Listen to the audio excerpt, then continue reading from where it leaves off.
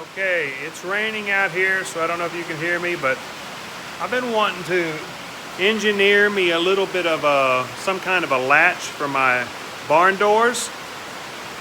So here's what I've done right here. I don't know if I can do this one-handed. What do y'all think? So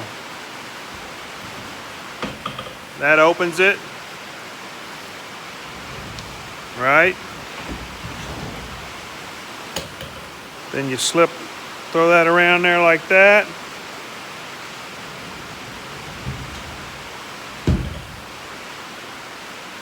Close it. Now, all I got to figure out is how to open it from outside.